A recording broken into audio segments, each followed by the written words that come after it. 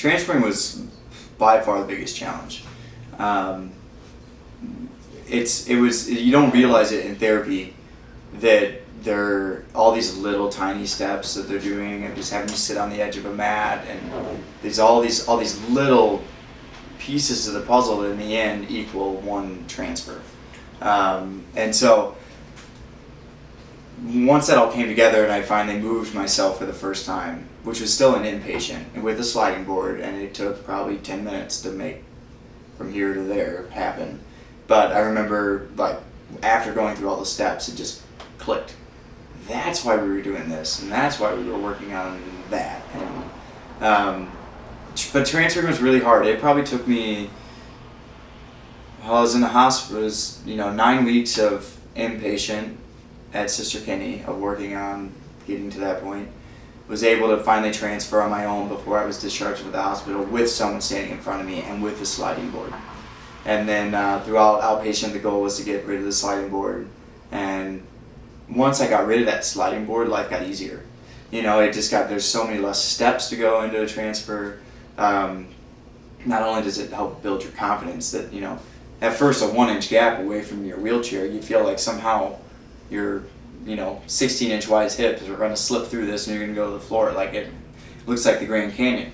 But over time you realize, now I transfer into the car, and that's, the seat's over here where I'm transferring to, and I don't use a sliding board. And it's just that the hardest thing to learning how to transfer was learning your new center of gravity, because everything changes. Your balance is off. Your balance is in a new place. So for me, when I'm without a backrest, this is my center of balance. So I'm hunched over, my head's leading me over here. But from here, I can reach over and I can work, and I've got no backrest going on right now. And it just takes moving arms back and forth to keep that balance.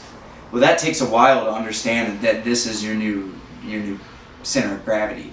And then once I had that established of how to balance myself without support, then it all kind of clicked. And I mean, now I can do floor transfers and can get unstable in the middle of the transfer and be able to correct it, or have spasms happen in the middle and be able to counteract those. And now I'd say I'm pretty good at transferring. I can getting out. We camped for probably a week and a half of the 3 weeks we were in Montana, and slept in a little 3-person tent. I slept on the ground on a mat, and every morning I had to get up and get myself up into my chair and everything else, and was able to do all that independently.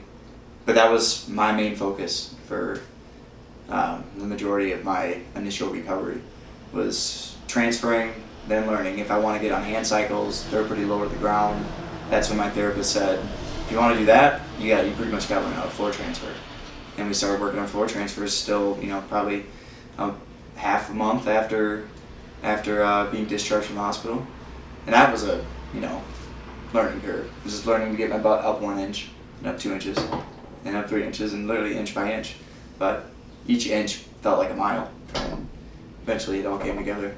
So now transferring, I have no sliding board, no help, no nothing. I do it on my own, and if things go sour when I'm in my chair and I fall out, I'm not worried about, if I'm going to be able to get up, or if I'm alone, not having somebody around to help me. So biggest thing for me was learning that, because that just allowed me to feel confident going out on my own, knowing that if something goes wrong, I can deal with it on my own. So floor transfers were a big deal to me.